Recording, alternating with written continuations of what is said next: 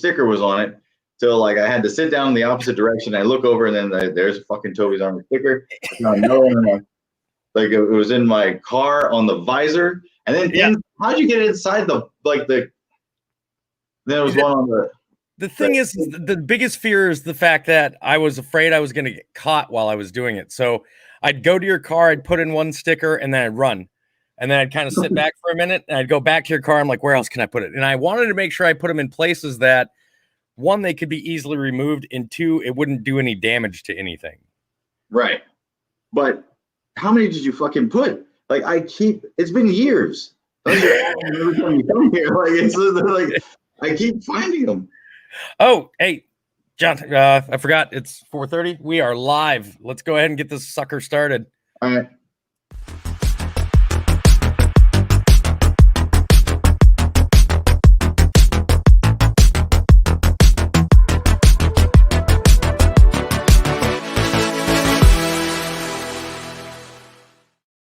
What is up, everybody? Welcome to the very first podcast for Error 404. I am They Call Me Toby 2, as you can find on social media.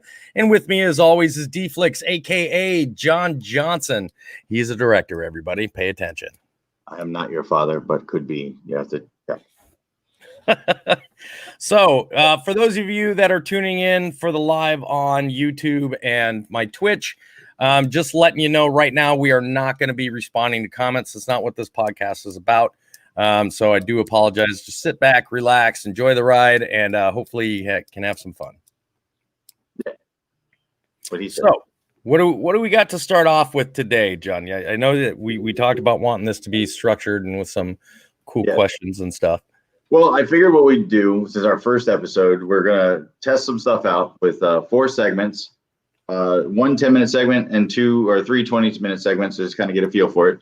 The first one is how we got here.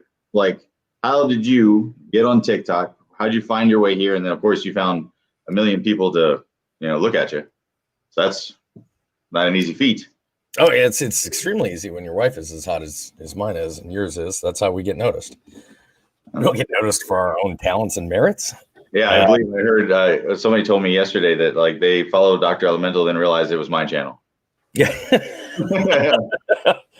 So as far as I'll talk about social media in general because I don't want the podcast to be just about TikTok. Obviously, right. That's why we talk movies and life experiences and things like that. But as far as social media in general goes, my big social media that I ever really hit on was obviously TikTok. Now I found TikTok back in the end of 2018, scrolling through my favorite Vine compilations on YouTube, and I saw a funniest TikTok compilations. And up to that point, all I thought about TikTok was, hey, it's a bunch of people, a bunch of teenage girls dancing around half dressed to stupid trend music, and I was like, I have no interest in that. And once I saw that it could be used for something else, I was kind of in a dark place myself, and I needed something to occupy myself. So I started up TikTok, man, and I haven't looked back. What about me? It was well, obviously I got hit with Parkinson's and kind of retracted from my old life a little bit, and my wife and my buddy Royce were ranking something called The Mouse of Madness. It was a short film kind of making fun of Jaws. And I let them do all the stuff. I gave them the camera. I let them take all the gear. So I wasn't doing anything. So I was just sitting back scrolling on my phone in like August of 2018. And I saw TikTok. I was like, oh, you can upload video to it. It's like Vine. So I basically uploaded like some old Vines that I did. And then I noticed the algorithm and how somebody can actually be seen. Because YouTube, you have to basically direct people to the video. Like when YouTube first started, they would promote it, but not anymore. You have to literally send people to it. For this, anybody can be seen from nothing, like with no following or anything like that. And so when I noticed that, I was like, oh, I'll give it a shot. And then, then there we are. But here's the one big thing that I have noticed about TikTok versus like YouTube or something like that. Mm-hmm. Like you said, anybody can be discovered. Like anybody can get that, 5 million view video, right? Yeah. But the thing is are you going to continue to have success or not? because you might just get that one-time video and not really gain a ton of followers or anything from it because you just don't know how to follow it up. That's what, like a lot of these videos where you see people upload and it's somebody else's content or it's like a from a movie or something. A lot of those accounts, they'll continue to show movie clips. Other ones where if they take like one of my videos and throw it and it blows up, they're still not going to continue to get followers because they themselves they don't know how to make content that's captivating. Yeah. So essentially, I guess we should say this. I'm a terrible TikToker. I'll agree. You come from a very different position than he does. He is a creator on TikTok. I'm using it as a platform to promote my work and to actually recently start doing rehearsals for the actors and like using it as a tool versus like the way I probably should be doing it. But and which is why, obviously he knows what he's doing and I know that it came from China. Well, but at the same time, I myself have I talked to my wife about it today, to avoid getting, because one of the problems that you can run into on TikTok is you can end up being pigeonholed into doing only one type of content. If you do something for so long that garners the attention, you notice if you do something else, it won't get any traction at all. Right. That's pretty much for anything. Yeah. Well, if I do anything other than let my wife hit me with a pan right now, it's going nowhere. So I'm going to get back to my roots. I'm going to start using pre-recorded audios. I'm going to start having more fun and less stress on the platform again, because people don't realize how stressful it is to be a consistent original content creator. Even if I'm taking somebody else's idea and creating my own video from it, it still takes a lot of work to twist that script so it fits your style. Oh yeah, like you guys, like the writing you have to do daily. Like Slow-Mo drives me insane because he writes like 3 sketches a day. Like he's constantly, and that, I mean, the stress of that, like, and like, yeah, I don't have to do that. I literally just say, remember this movie? Here's some bananas, and now I've got a week of episodes.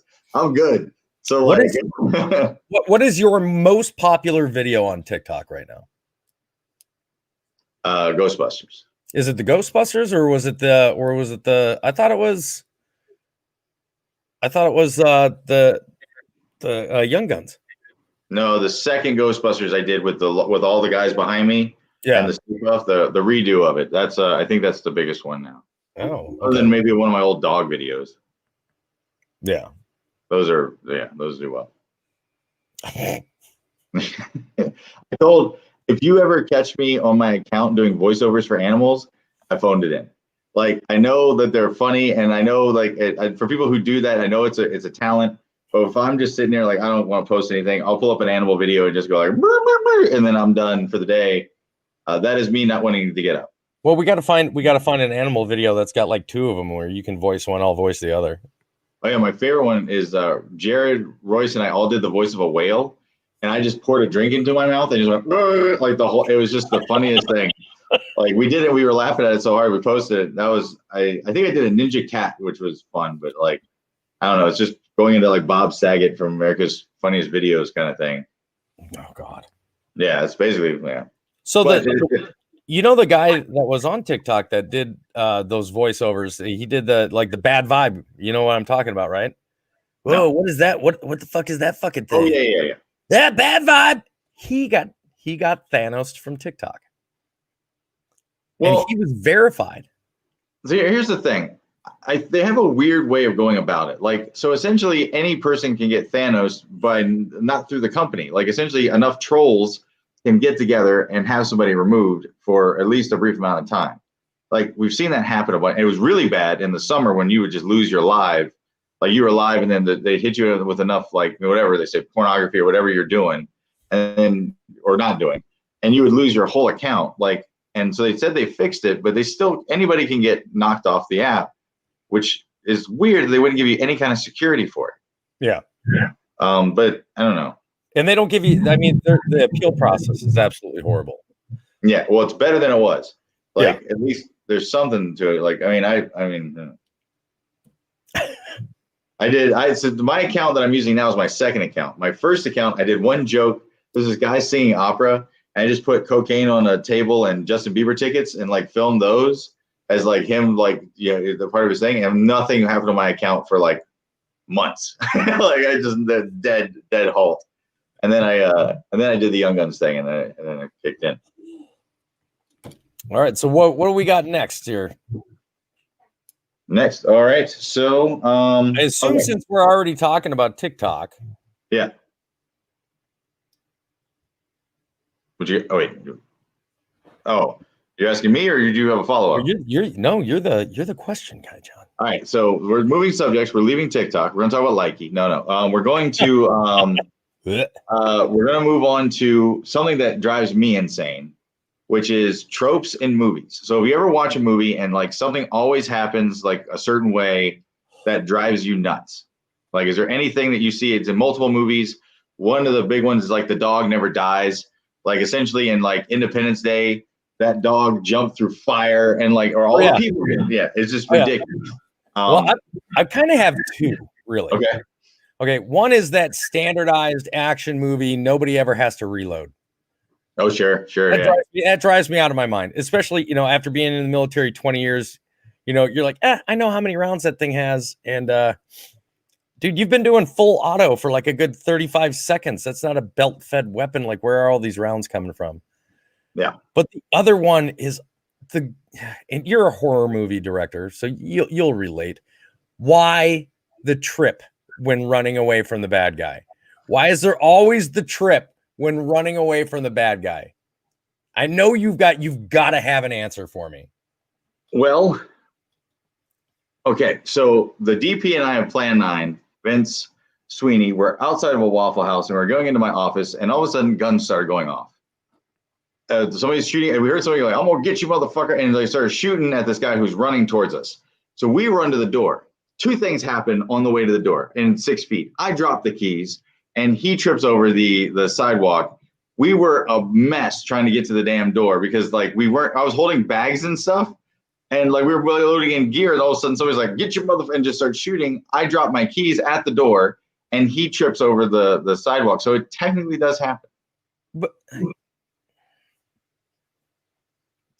that's got to be the exception. I don't think one time have I ever been running away from being fired at and just, I mean. Well, I've been fired at a couple times in my life. You've been punched just going to the ATM. Oh, God damn it. That fucking guy. I hope he's dead somewhere. I don't know. Maybe he's got COVID. Okay. Now you do understand. Now people are curious. They need the story. All right. So I go to the ATM to deposit. It's like, I don't know, 10 o'clock at night. And the car in front of me, the back window, the guy's putting in something, and there's like a pink wallet, and he drops it outside the car and he drives off. And I stop the car and I get out of the car and I go up to get him his wallet. I'm getting the wallet and I hear the last, and I turn and he fucking claps me to get the wallet. And like, I think my first words, he hit me and I just went, "Really?" And then he like grabbed the wallet and I was like fighting with him, and he hit me again. I said, "Stop." I was like, "Stop." Like, and he just ran into the wallet. And I was so mad, like that I was literally trying to help the guy. I hope he's doing well. No, yeah, I hope he's doing so well. Yeah. There must have been something in the wallet. The only thing I think is that something was in the wallet that was not money. Because he was ready to get, it was a little pink wallet. It was very. Well, he doesn't want that 1982 condom to go to waste. Oh. I wonder if those are worth money. Like if say it was like Tom Hanks had a condom that he kept in his wallet for like, his high school years. There's some psychopath out there that would definitely purchase that. Oh yeah. I wouldn't put it in a movie in a heartbeat. Like just see that there it is. There. Yeah, I would totally like to put it in a movie. Absolutely. If I think something's funny, I will sacrifice everybody in the room. Like I'm so bad if I see the humor in it, I will go walk into fire. I need a definition of sacrifice because I'm often in a room with you. Okay. So long pause. I was in an Applebee's and with the girl of my dreams, who was a terrible creature, and she started making a scene, And we had some friends there. And so I said, well, if we're going to make a scene, let's do this. And I just started taking off all my clothes. And we were removed from the Applebee's. And I've never been forgiven by a few of us, a few of them. They still message me like about this. But I've said, if I see the humor in it, I will literally walk into a wall. Like I'll just literally like go that route. Well, yeah, and that's where, I mean, to be honest, that's where the best stories come from. Yeah. Like if you don't go from a place of anger and you can turn it into like, well, I'm gonna make this funny. Like, like that, it makes it a better. I once fed a man a poop sandwich, and he doesn't know it to this day. But I probably can't get into that story too much. But yeah, it's the perfect comedy because he'll never know that he ate my poop, and I'm pretty proud of myself. It was perfect. He kept eating my leftovers. And I was like, all right, fine. I'm gonna put poop on this bread and put the sandwich where it is. And if he eats it, then he's eating my poop and he got my leftovers at the same time. And it was gone the next morning. There was a couple bites left. I've rarely ever felt so uncomfortable in my entire life, is knowing that you're capable of literally feeding somebody a shit sandwich. Oh yeah, you've seen Spade, right? Yeah, I've been in it. All right, so I got two pet peeves as well. Number one, this was television is a little bit more of like a bad thing for this. They do it more. But let's say you're having a conversation. You and me are arguing, right? And then they never say goodbye in these conversations. They're always just like, all right, well, I'll kill you at dawn. Well, I'll kill you before dawn. And it just cuts to another scene. How do they leave that? How are they like, all right, bye? Like you never get that part of the conversation. You literally get there. I mean, I'm gonna be honest with you. I could foresee it just kind of being that like that. There's a slight stare down. I'll see you at dawn. Goddamn right you will.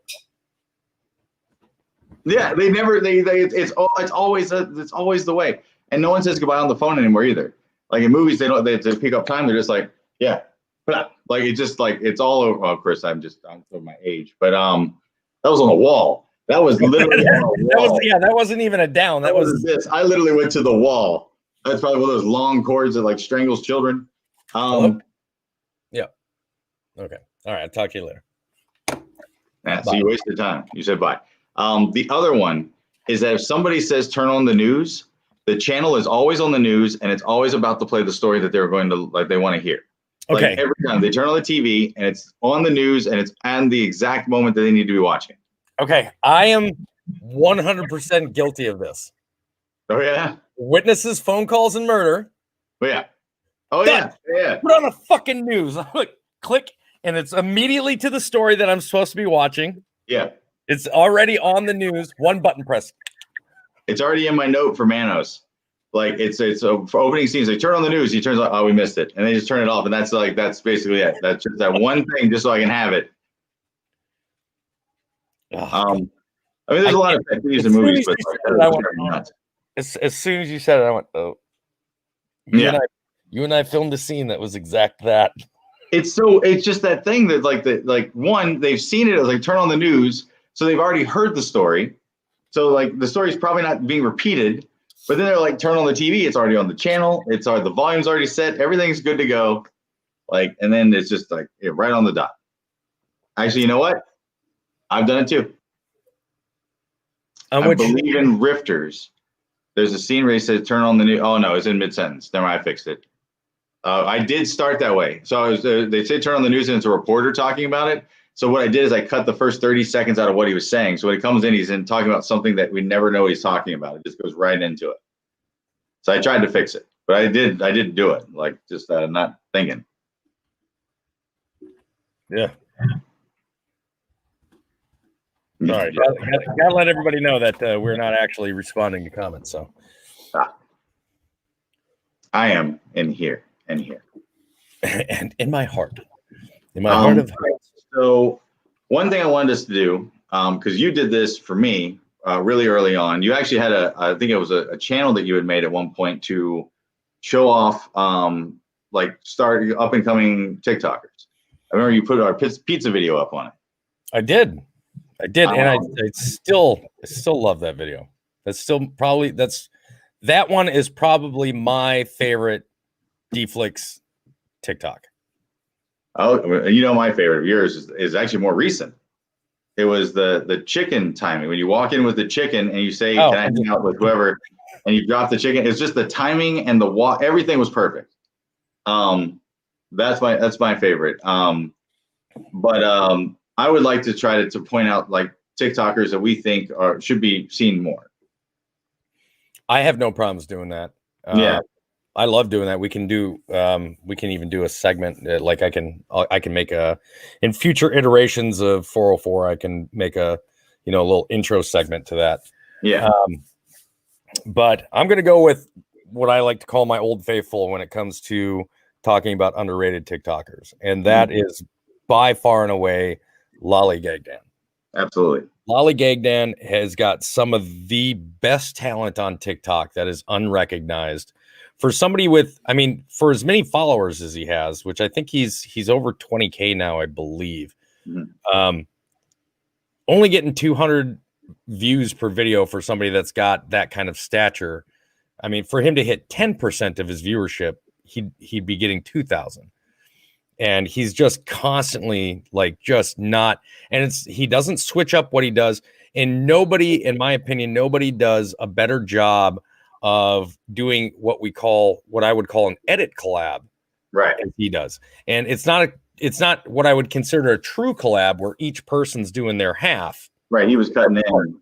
He's pulling somebody else's TikTok video and inserting himself most of the time with his own original audio scripted responses, right, to a video that had nothing to do with the way that he's responding. Yeah, he was basically stitching and duetting at the same time. He was doing like everything in like an edit. Yeah. Now, he was the first person I ever saw do this on the app. Can you think of anybody that did this before him? No. I don't. I think he literally. There might have been somebody. It's a huge app, but like, he's the first person I ever saw do it, and I was just, I second he did, I was like, oh shit, like that's good. Like I knew what he was doing right away, and I was like, that's smart. I mean, I see people do it a lot of times now. There's several TikTokers out there that do it with like movie scenes, where they insert them. Now that the greatest at that, and now this is somebody that you're talking about has a whole production team and everything like that. So of course it's going to match up perfectly. It's going to be Kevin James.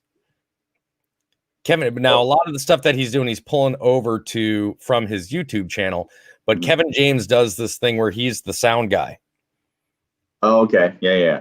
And the background matches perfectly, but he's sitting there having a conversation with the already filmed movie scene as the sound guy, like he's like responding to the actors. And it's so well done. But Lollygagdan does that in the same way, just using just TikToks. Yeah. And he's such a powerful writer. And the other thing too is he's such a powerful writer. He's so good with his scripts and editing. He did the majority of the stuff that we did for the Not the Real Toby series. Oh, I was a big fan of Lolly in that series. Yeah, he did great. Lolly. But never any credit. Oh, he did something recently which I call a star moment. Which I've seen it in actors when they choose a delivery that is not what you normally would do, but it fits, and you know that they're thinking about things differently than like the regular actor. The one that I would point out for this immediately was Halloween 6 had Paul Rudd in it as a throwaway character. Right. And he's like the hero. And there's a scene where he's bashing in a door, trying to get away from Michael Myers. Michael Myers walks up, and instead of like screaming and bashing the door, he starts laughing. And then just bashing the door again. He's like, holy shit, that moment was like, oh, okay, you're not just an actor. You're going somewhere. Yeah. Lolly did the same fucking thing with, he was duetting, it was a girl with blue eyes, creepy girl doing like an Audrey Hepburn, like audio of. Your eyes really are made of sapphires? Yeah. His fear he chose in the back away was literally like one of the best things I've seen in a long time. Like I saw him do that, and I was like, he can go somewhere. Like he can do something. His acting he's really good. Like, yeah. I mean, he did a phenomenal job in Not the Real Toby. I mean, everybody that was part of that project, I think, went above and beyond anything that I'd seen them do previously on the app. And so it was really cool because it really brought out some really hardworking TikTokers that maybe a lot of people didn't know. And I mean, people kept asking me to post it on mine because, you know, I have the larger platform on there, and I have no problems doing that. If it gets, and that's where the Creators Den was made, you know, where we've got all these. You have some complications with that one too, because there were so many people duetting different stories and going in different directions. Like it was hard to wrangle in what was the actual story. I remember having that problem because so many people were doing their own sidelines that you didn't know which one was like official at that time. And it was actually that. So it all started off with just a joke between Dan and I, because I did that 2 days where, hey, I'm going to delete my account for 2 days, see if it resets the algorithm for me. Yeah, I know those days. When I came back, Dan was like, got a hold of me. He goes, hey, I was wondering if maybe you'd be willing to do a collab. I got kind of a funny idea. And it was you're not the real Toby, you know, because all of a sudden I'm back and he's like, the real Toby, you know, this and that. I was like, what are you talking about? It's me. And at first, everything was just from the hip. Like we just kind of come up with an idea ourselves. And then he wanted it to be where people kind of got involved like that. But then it started branching out so heavily with all these like conspiracy theories and people coming up with their own timelines that's when we sat down and said, let's figure out exactly, you know, the path that we want this to go. Let's figure out our storyline. And the way that I actually did that is I came up with the ending first. Okay. I said, I have the ending, and I didn't let anybody see it. Okay. And I didn't tell them what it was. But I told them I have to turn evil. Like not the real Toby. It's not just a joke. It's, hey, there's something really different about this guy. And what it was is it eventually comes out to all of my OC personalities, because my account got deleted. And when I came back, I just wasn't the same. And it kind of broke me, and it shattered my psyche into all of these OCs that I had created actually manifesting into their own personalities that would take over, like schizophrenia. So it was just at any point in time, and they all got triggered by different things. Obviously, Dutch would get triggered by violence. Cy would get triggered usually by anger or fear, you know. Which was a big thing on TikTok at that point. Everybody was doing multiple personalities. Like that was everybody was doing something with that. Yeah. Like it was just a really big theme. So I actually realized I did do one original series early on in my career on TikTok, which was /tag. I did that, which was complete original just for TikTok. It was great. It was great. And me and Matthew Ewald did that together. And that was I guess the first time there was no bananas. It was like, all right, we're going to do something that's a little different, and try to do a Halloween series that ran like, I think 15 episodes every night up until Halloween kind of thing. Yeah. And that was fun. It's a lot of work. And then I realized, oh no, I gotta be back. I can't do this much on here. I need to be doing it here. But it was fun to do. It definitely was fun. I mean, that all started from the lake house, right? That was the first video you guys shot it at the lake house. Yeah. It was the end of, I don't remember what we were doing there. It was, I think I was writing maybe. And then the last night, Matthew just drove down and we just shot. My wife just said the water was cold. So if that doesn't tell you what we were doing. Oh, Manos. Yep. Okay. God, was it that? Yeah. Wow. Okay. Yeah, I mean, the lake house is a blur for me. Like I was there like off and on and drunk by myself. I remember the first time I got my live taken away was actually at the lake house. So I was showing screens, and you can't at that time you couldn't do that. I love the fact that you can do that again now. That's so cool. Yeah, I love that, because that used to be a big thing for me is, you know, you wouldn't have to show them, you know, you get, now granted, you're going to get these TikTokers that make people pay for that kind of thing. That brings their income back to take a bunch of teenagers and younger kids' money. But I used to love showing people videos that I really liked, or show other creators. I mean, with the showing the videos to get paid to do it, I could kind of see. I mean, from me, my perspective, like I'm promoting stuff. So if I see a guy who's like, I'll show your video if you give me like $50, and the other $50 goes to China, and I'm like, okay, I'll give you $50 so you can show my video to promote it more. So I see that part of it. But when kids are doing it, it's a little different. But like, now, mind you, as I went in as for an experiment once. I went through and I knew my exact follower count, and this is I had a lot less followers at this time. I think, and this is before my original account got deleted. I had like maybe 20,000 followers, and I had just posted a video. And what I did is I said, all right, I loaded myself up with coins so that I could go and gift these. And I searched just for lives that were, at the time, drama queen for a shout out or whatever. I went to the ones that would show your videos, and every single one of them did different. I did one where it was, the I'm very rich gift. And that guy would go, sweet. Hey, thanks. We're going to go ahead and give this guy a shout out. Let's go ahead and check out his page. And they're like, we're going to look at his latest video. Yeah. Showed one video. And he's like, thanks a lot. I'm like, and then, but I did that with like probably about 15 different people. So I probably spent about $150 just to see the effect that it would have. I probably did as well. Yeah. Yeah. Just to see the effect that it would have on my account and on that video. I might as well have just taken $150 and burned it, because the videos hardly got any new likes, and I think I ended up gaining like 3 total new followers out of it.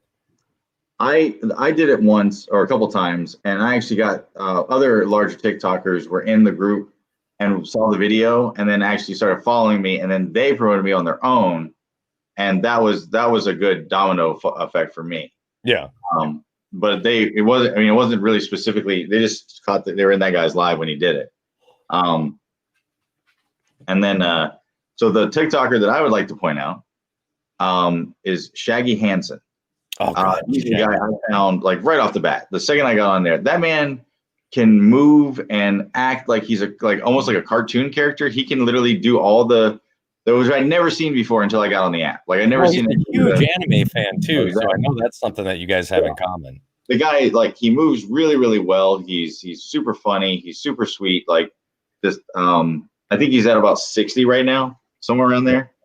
And but he was there like right at the beginning. Like, and I don't know if it's just me, but like if the guys who were there in like 2018, you have like a bond with, even if you're not like, you don't like them. Yeah. It's kind of like, well, you were there in 2018. Like, I don't know what that is. I'm getting that more and more now. Like, if I see like a face that.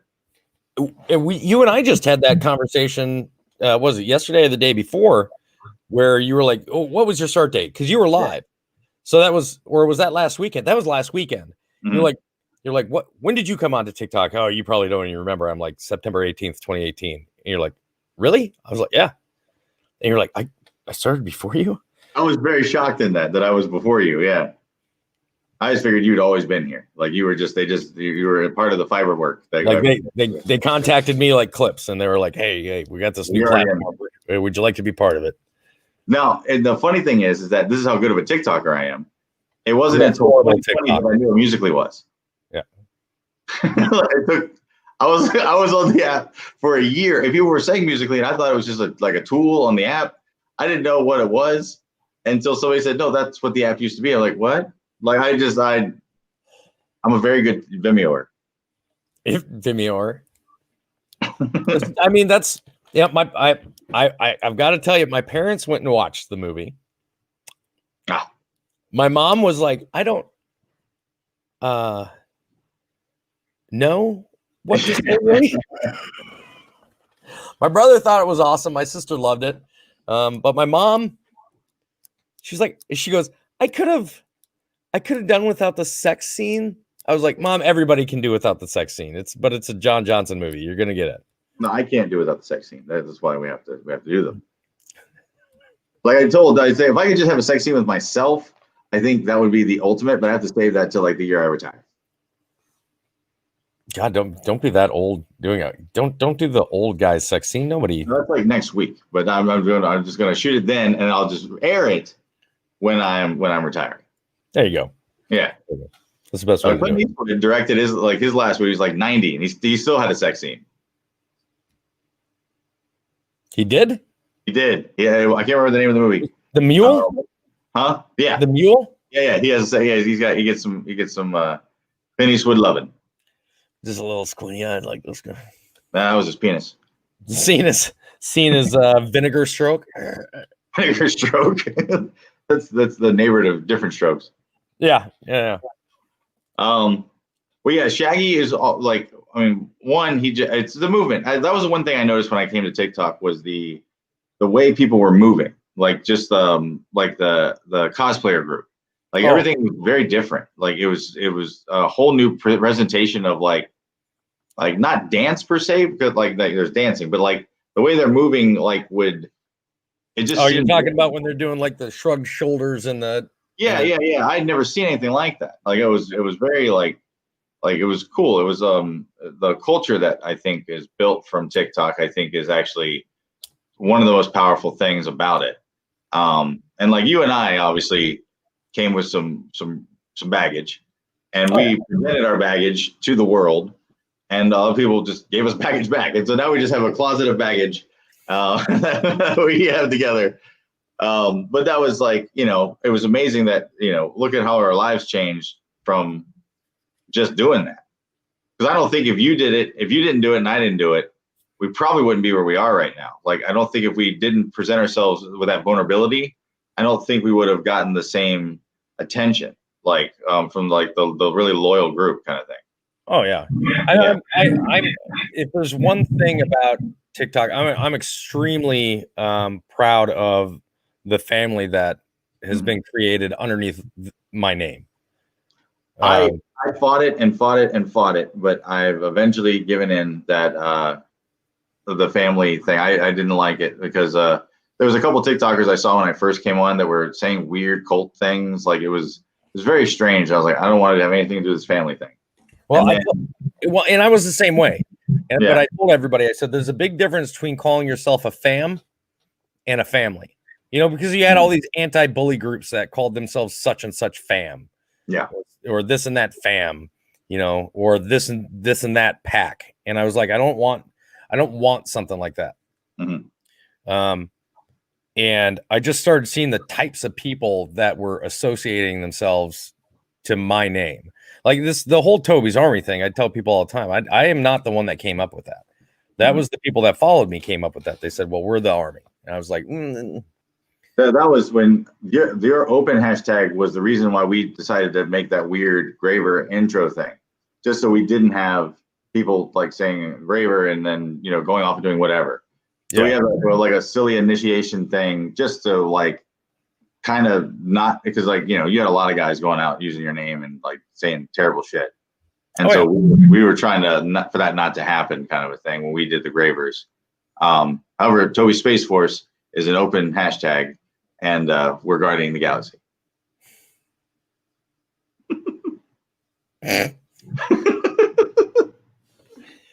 Yeah, I'll pay. I'll buy that for $100. I'll buy that for $1. I'll buy that for $1. I've decided to come up with a superhero that's going to fight the regulators called the E-Regulator.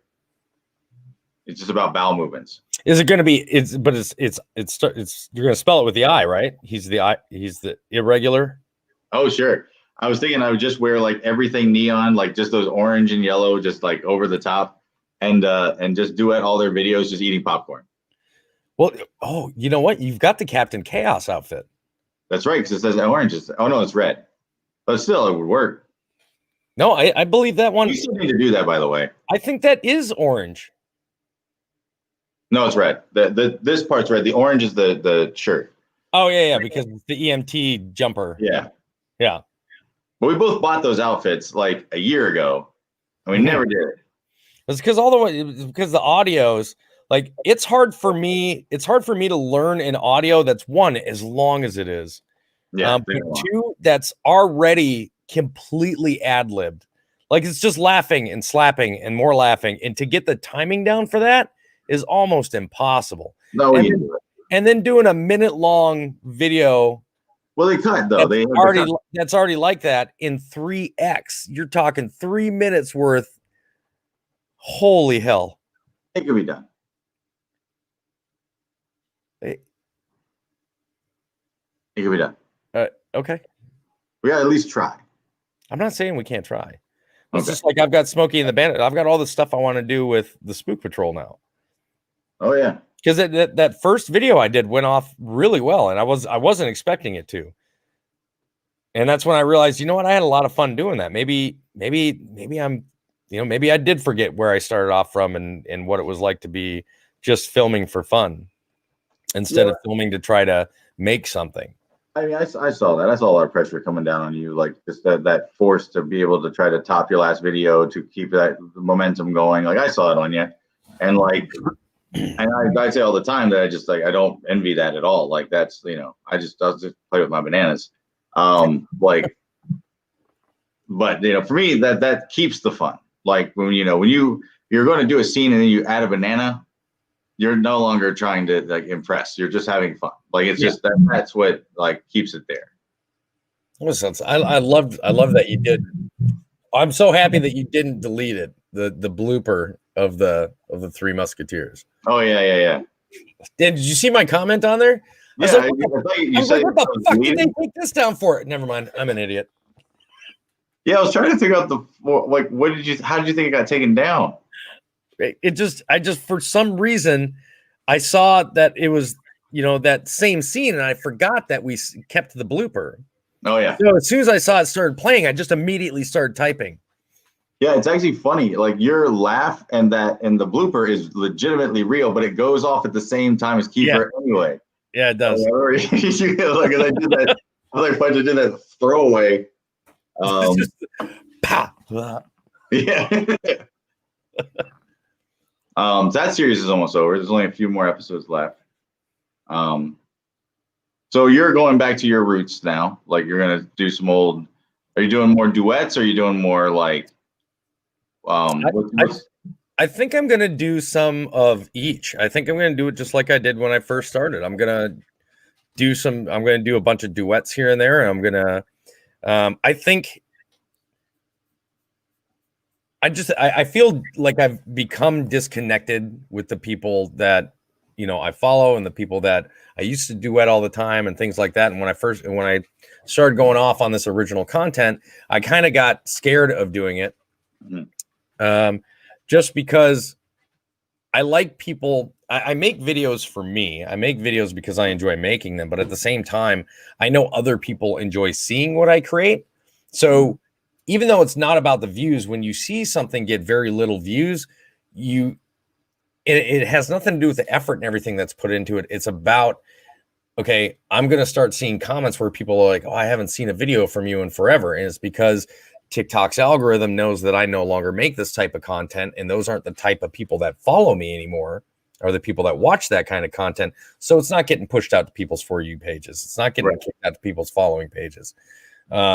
So I was real hesitant to do that because there's, and I know that you've gotten them. You'll get the comments saying, every day I rely on logging onto TikTok and seeing your stuff to put me in a better mood. Yeah. Okay. Well, what happens when all of a sudden you're not seeing my stuff anymore because I'm not doing what it is that TikTok sees is my popular stuff. Right. So. I mean, for me, like I remember getting one, which was like, this video was so funny, I didn't kill myself. Like that's paraphrasing. But then I thought about, it's like, what if the video wasn't funny? Are you dead? Like, how did this, like, what kind of pressure is that? Like, So once I got to that point, I was like, I don't care. Like, I don't care. I've been failing my whole life. Like I'm good at it. So like, I just did that video for Zombie Bride. Like I wrote a song, I did a whole thing. I called out all the old Darkstone guys. And I knew when I do videos like that, they don't go anywhere. They don't get any views at all. And I knew that. And I put way more work into that video than I did like the last 20 videos I did. And it's still worth it. It's still like, that's what I want to do. This is what I want to present. And if the ones who do see it will hopefully like it. And then the ones who don't, I'll do, a throwaway video down the line that will probably do better. Like for me, like I've achieved so much off this app and the people I've met and the networking and all that stuff. I'm good. Like I'm good. Like it's of course it's nice to gain more people, but I don't want to be where you are ever. Like I don't want to have, like, you get pulled constantly. Your videos get, like you get pulled for violence. I mean, like anything I do, I speak and I get pulled. Like I would never want to have that many eyes on me.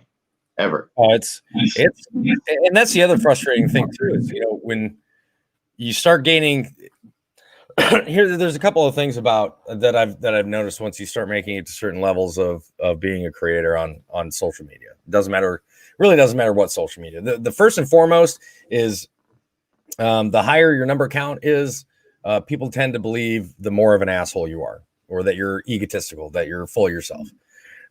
So those relationships that we've built this whole time, from being personable and being understanding and being open to people and talking, now you're being judged by people that don't know you just because they see a number on your profile. People see 1.1 million on mine, and now I become a target.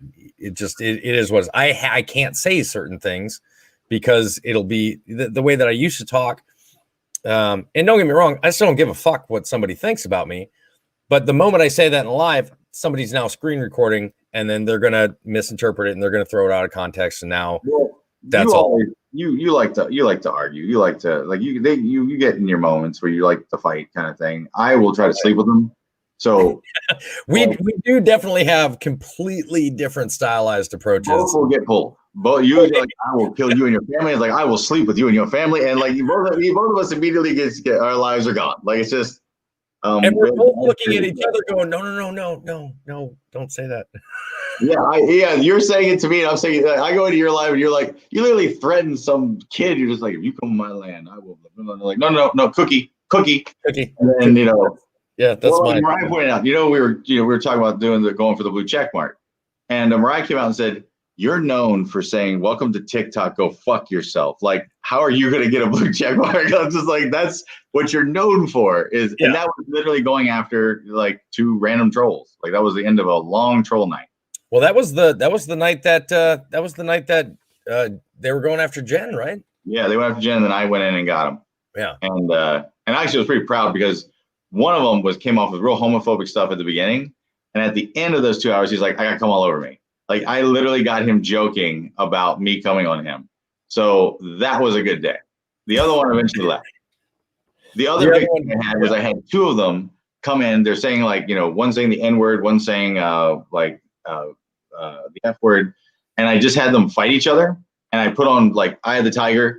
And I did all these things. I said, whoever leaves this live first loses. And the other one I will promote and duet and all this kind of stuff. Yeah, but you didn't. You ended up the winner left, the other left, and the other guy you blocked. I blocked them both. It was the best night ever. Like, they went on, and I just kept rooting them on, and then I was like, you won. Block. Like, it was just. Congratulations. It was a good night. I gotta get you one of these. I gotta get you the light. No, I hate that. When I see you hit that button, I hit out before that damn noise goes off. That. It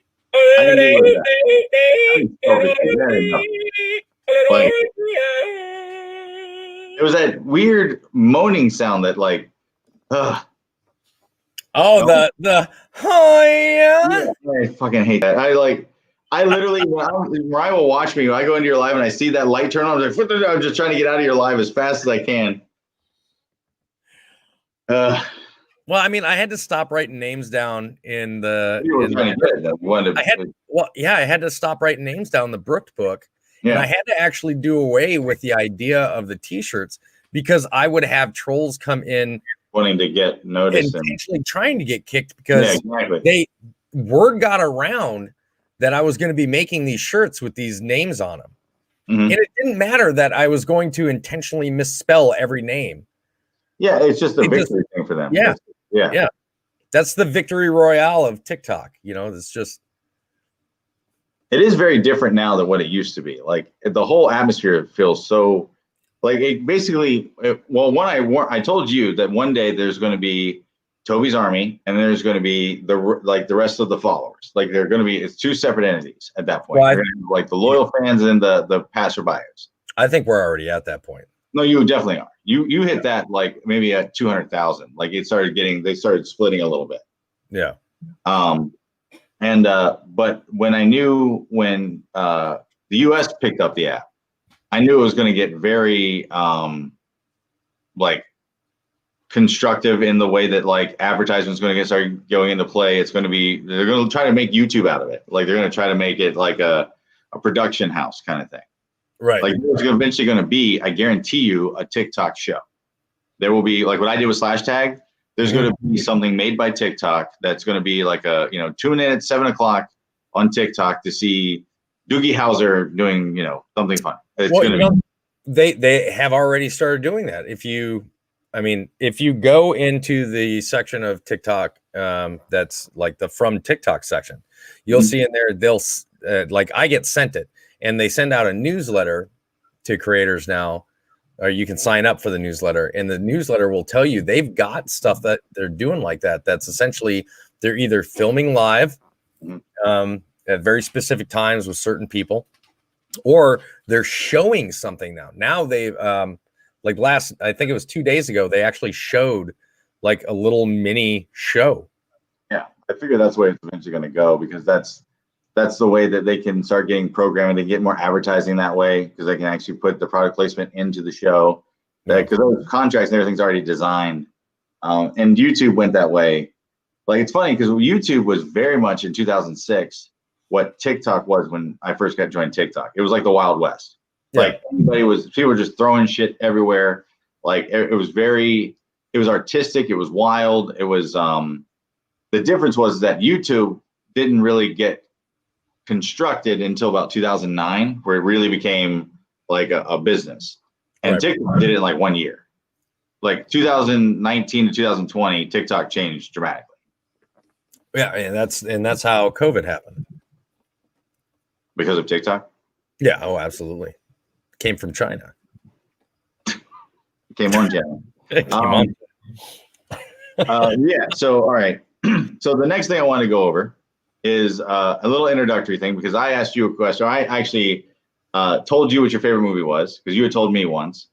And it's actually the first thing we ever did together was, after Skeleton Key, but we did your favorite movie audios. Mm-hmm. So I want to know what your top 3 favorite movies are and why. Well, Grosse Point Blank. Yeah. One, because I can kind of relate, the Martin Blank, the main character, he goes away, he left immediately after high school. Didn't talk to anybody, just kind of left himself away from where he grew up and everything that he had. And then a decade later came home, and just everything around him had changed. And he changed, and he's trying to rekindle these friendships, but the things that were happening. So it's got all the elements I like. I love John Cusack, for one. I think he did a phenomenal job in it. Jeremy Piven as his best friend was absolutely phenomenal. Mm-hmm. It's got Alan Arkin. It's that poor bastard. Oh, yeah. Don't shoot anything. Yeah, no shooting, no killing, just relax and have a good time. Like, I can't remember the name of the movie, but there's a heist movie with Al Pacino and John Malkovich and Alan Arkin, where Alan Arkin's the wheelman, and they escape from an old folks' home to rob a bank. It's the best thing ever. I've never even heard of it. It's so good.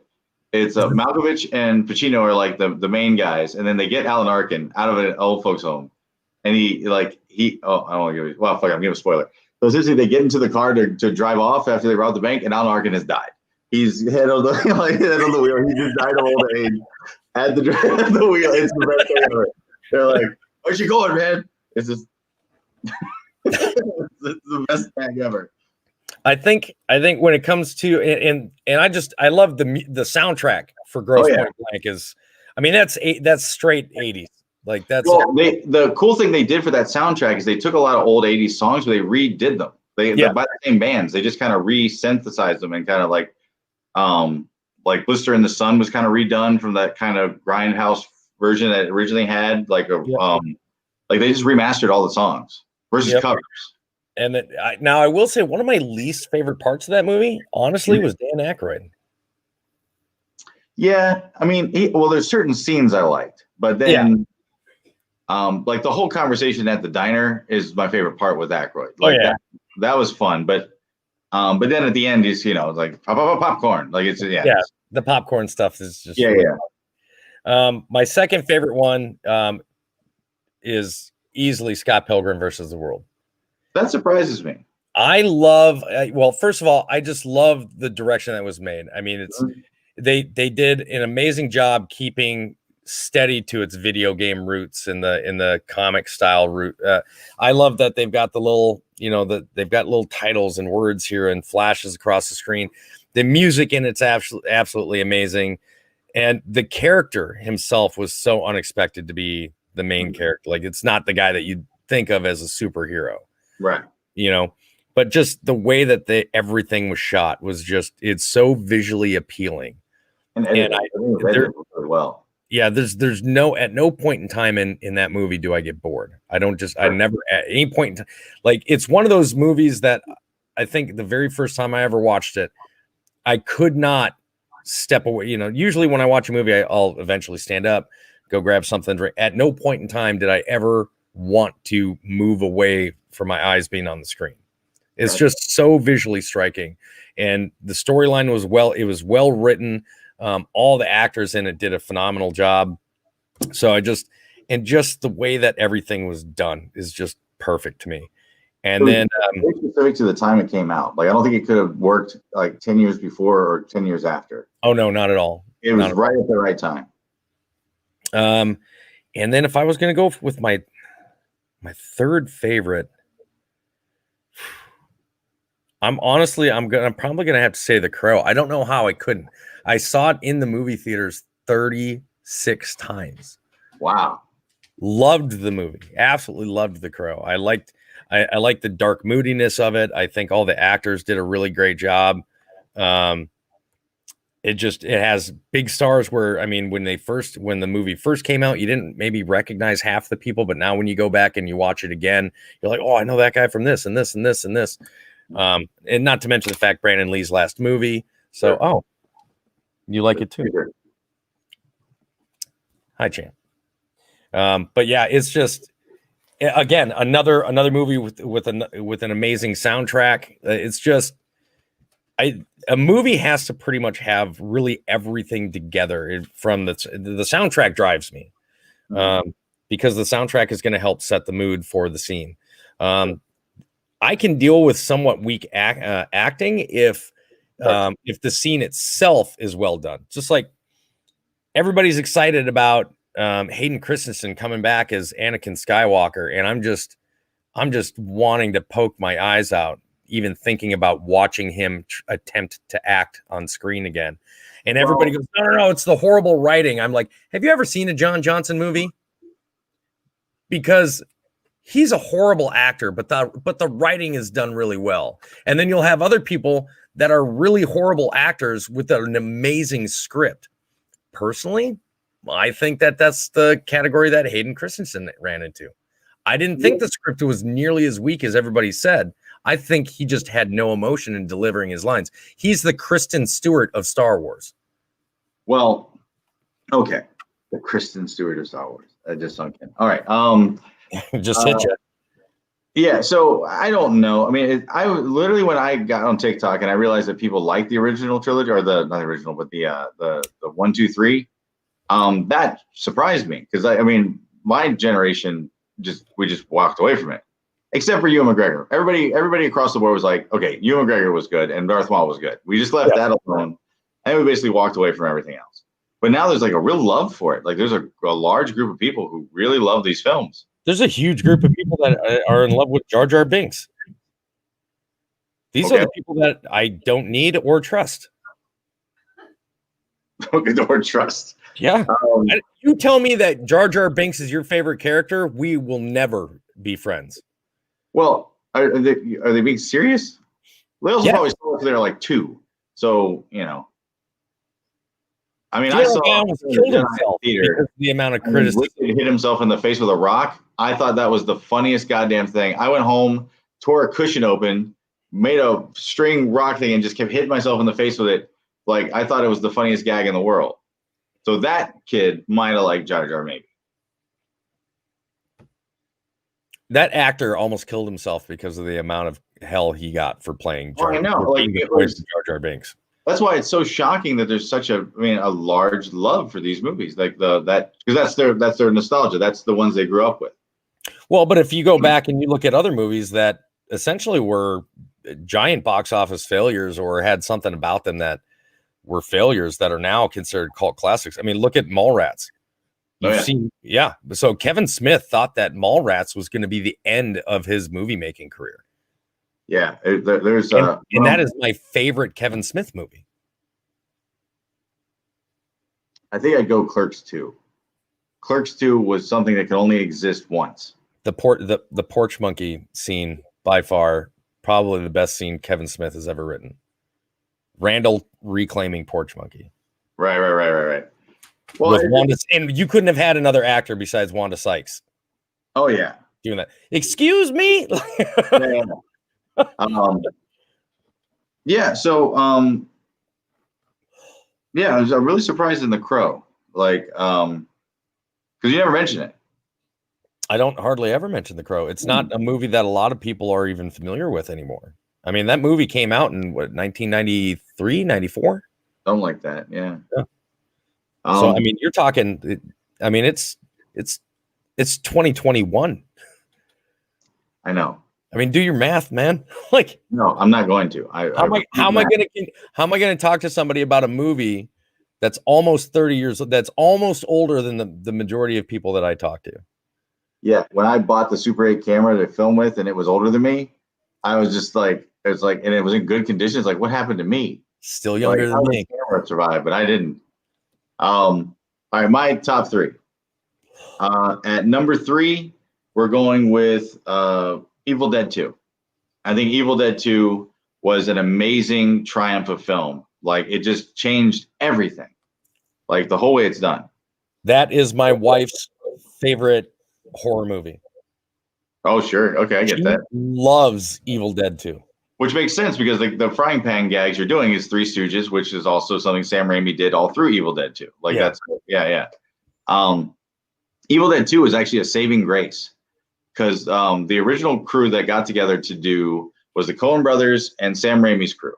They started off with Blood Simple and Evil Dead 1, which launched them off. Then they made a failure together, which was Crime Wave. They did it together. Sam Raimi directed, Joel Coen wrote. And so they both were not doing well, and they got one more script. Coen brothers got Raising Arizona, and Sam Raimi got Evil Dead 2. And just boom, like it just like they didn't care. They both just said, we're gonna do something different, and we're just gonna just say fuck it. And like it was amazing. One of the coolest cameos in the world is, do you ever see Spies Like Us? Oh, absolutely. Okay. So you know when they get in the car that goes underground? Mm-hmm. The two guards is Sam Raimi and Joel Coen. I did not know that. Yeah. They went out and they did that cameo together. That's awesome. Yeah. So Evil Dead 2. Number 2 would be a movie called Mad Dog Time, which I've seen. It was phenomenal. I loved it. The dialogue is just, it's outstanding. Gabriel Byrne just eats all of it. Like, it's amazing just listening to that guy talk. The cast of this movie is ridiculous. There's no actor that's not somebody. I was extremely impressed with Jeff Goldblum. Oh yeah. With his character and the way that he was still, for the most part, kind of your typical Jeff Goldblum. Just not nerdy. They just took the nerdy out. Yeah, he got the nerdy out, and just that made him this immediate intimidation factor, just this badass. You're like, oh, yeah, this guy's cool and calm without. He's like, so yeah.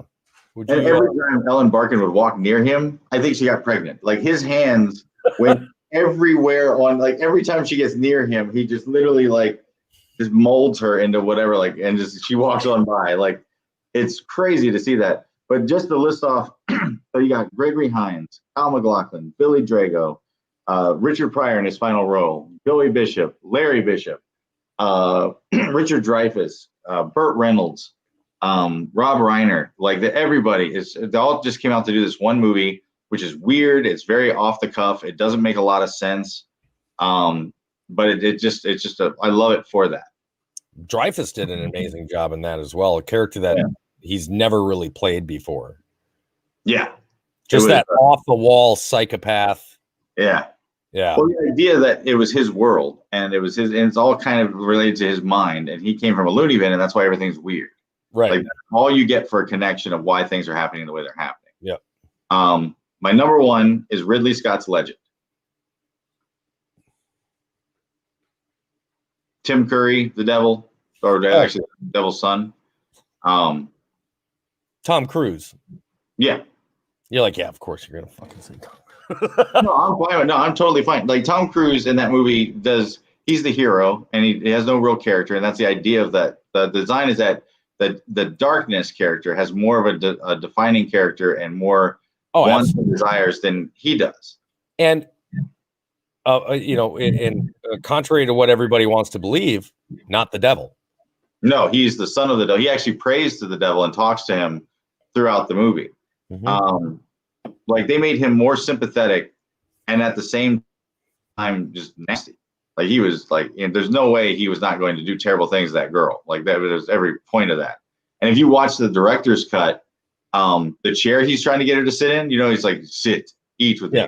There's fucking tentacles in that chair. Like they cut to the chair, like she's going to be like, that's why she didn't get in the chair. But the American version, they cut that out. Of course they would. And when the elves show up to intimidate Jack, Tom Cruise, they're going to kill him. Like he has to prove that for them not to kill him. But everything in that movie was built. There's no exterior scenes. Everything was built. Everything was inside. Like Ridley Scott woke up in the middle of the night for the unicorn's death scene and just said, I need 1,000 roses. And they just went out himself, bought 1,000 roses, just flooded the whole place with rose petals. Like just the fact that like, wait a minute, that was shot inside? Everything's inside. Wow. And the whole place caught fire halfway through production. And they got all the animals out, but they just let it burn and then used that for Darkness's lair of the same sets just burned. Sometimes it's fun talking to a director. The movie is amazing. Like it's just super amazing. The next film to be shot on that set was Labyrinth. After they cleaned it out and then rebuilt. Another phenomenal movie, of course. Yeah. And Little Shop of Horrors was being shot at the lot next to it. And they stole all of Jim Henson's people to come over on late shift to make the puppet better for Little Shop. Brian Henson was stolen all the time to come over. So those movies came out at the same time? They were shot at the same time. I'm not sure if they came out at the same time. I'm sure Labyrinth got a lot more post work. That's like remembering the whole Martin Luther King Jr. and Anne Frank thing. Like they existed at the same time. Yeah. Oh. They existed at the same time. Well, you're saying they were alive at the same time. Yeah. They weren't doing yeah. Right. But that's what I'm saying. Like they were, because that's not, I mean, you don't think of those two things being that close together. Like the whole Cleopatra lived closer to the time of the pyramid in Las Vegas being built than the pyramids in Egypt. Oh, yeah. Well, yeah. I mean, just the fact that like Vegas is not that old. Like the mob built Vegas. And then they executed Bugsy Siegel for making it. Like they got him out there to make it, and then he went kind of crazy, and like that all happened in like the 60s. Yeah, like, let's not get into your family roots though. Not on the podcast. Maybe some other day. All right. Don't need people coming after me on day one, giving away family secrets and shit. Family secrets, but yeah, it was Vegas. But, did you have another one? No, that's it. Okay. Well, we are over our time. Yes, sir. I think this went pretty well for our first shot. Yeah. We'll develop some stuff, and maybe we'll put out an announcement as to when we're going to be able to do this, and see if we can try to get it set on some sort of schedule. Sure. We've been averaging about 20 people in here for the first time. I'm going to have to say I'm pretty happy with that number. Oh yeah. And this has been an amazing discussion. Yeah, no, I had a blast. And you're releasing it on the visuals. Yes, it is. Well, it is already currently airing live right now on YouTube and Twitch. And when it gets done, it'll be saved on both those platforms so that people can go back and watch whenever they'd like. And I'm going to have the audio version of it on SoundCloud and Podbeam, and as well as probably Facebook. Yes. So, is there anything that you'd like to say in closing to the fans watching? No.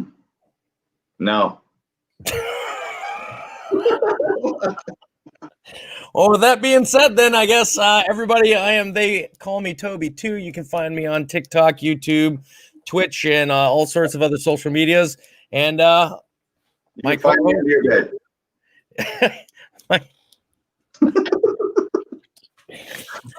Oh God, love your faces, be good to one another, and for fuck's sake, make somebody smile today. For fuck's sake. Peace.